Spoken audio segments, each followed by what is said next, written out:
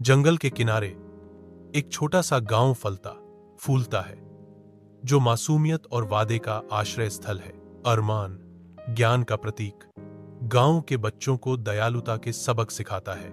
एक बच्चे का मासूम सवाल हवा में गूंजता है, अरमान भैया, हमें हमेशा दूसरों की मदद क्यों करनी चाहिए? अरमान कोमल दृढ़ विश्वास के साथ जवाब देता है। उसके शब्द शांत गांव में गूंजते हैं, क्योंकि हर जीवन महत्वपूर्ण है।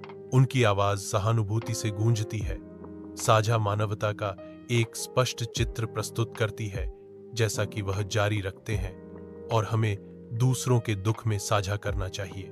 बच्चे ध्यान से सुनते हैं, अपने शांत गांव के हृदय में करुणा और एकता के गहन पाठ को आत्मसात करते हैं। अरमान जंगल की गोद में और गहराई तक जाता है, हर कदम अज्ञात के साथ एक नृत्य। एक दुखद कराह जंगल की सिम्फनी को भेदती है, जो एक छिपे हुए नाटक का संकेत देती है, जो जल्द ही सामने आने वाला है। बेचैन आवाज से खींचा गया, अरमान झाड़ी के पास जाता है।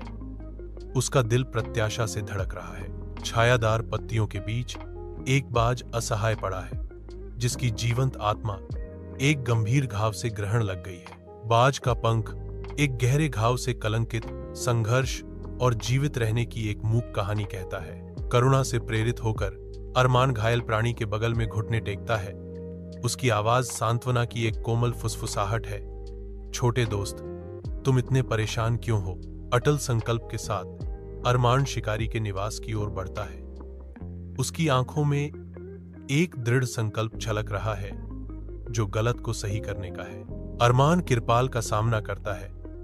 उसकी आवाज दृढ़ है, क्योंकि वह मांग करता है, मैं आपसे बाज को रिहा करने के लिए कहने आया हूं। किरपाल की प्रतिक्रिया निराशा से भरी है, अरमान की विनती को खारिज करते हुए, तुम बहुत भोले हो, अगर यह उड़ गया तो मुझे नुकसान होगा। दुखी अरमान की विनती को खारिज करते हुए अरमान दृढ़ प्रतिज्ञा के साथ जवाब देता है।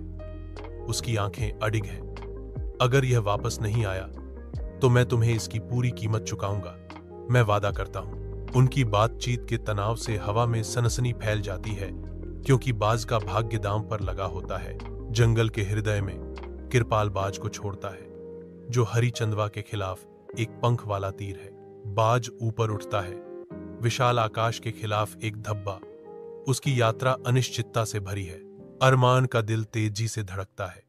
पक्षी की अनुपस्थिति उसकी गहरी आशंकाओं को बढ़ाती है। विजयी होकर बाज लौटता है, अपने बच्चों के लिए एक प्रदाता। उसका मिशन पूरा हुआ। उसकी आंखों में कृतज्ञता की एक चमक चमकती है, जो जंगल की कच्ची सुंदरता और उन बंधनों का मूक प्रमाण है, जो सभी जीवित चीजों को एक साथ बांधते हैं। किरपाल अरमान के सामने खड़ा है। उसके दस्ताने वाले हाथ पर एक बाज शालीनता से बैठा है। किरपाल की आवाज उदारता से गूंजती है, अरमान, यह बाज अब तुम्हारा है, मैं इसे तुम्हें उपहार में देता हूं। अरमान जवाब देता है। उसके शब्द संकल्प के साथ गूंजते हैं, नहीं, यह किसी का नहीं है, यह मुक्त है। अरमान अपनी बात बाज की ओर निर्देशित करता है, उसे अपनी स्वतंत्रता अपनाने का आग्रह करता है। जाओ छोटे दोस्त, आकाश में उड़ो और अपने बच्चों के पास जाओ। बाज ऊपर उठता है, विशाल खुले आकाश के खिलाफ मुक्ति का प्रतीक। एक बाज चौड़े सर्पिलों में ऊपर उठता है। इसका सिलहूट आकाश के विशाल कैनवास के खिलाफ स्पष्ट है, जैसा कि अरमान नीचे से देखता है। बाज चढ़ता रहता है, अंतहीन नीले रंग के खिलाफ स्वतंत्रता और पलायन का प्रतीक। किरपाल की आंखें बिना आंसुओं के चमकती हैं। एक भावना का परिदृश्य उनके अनुभवी चेहरे पर अंकित है। नई समझदारी से भरी आवाज में किरपाल घोषणा करता है, आज मैंने समझा कि एक सच्चा इंसान वह है जो दूसरे के लिए कुछ त्याग कर सकता है।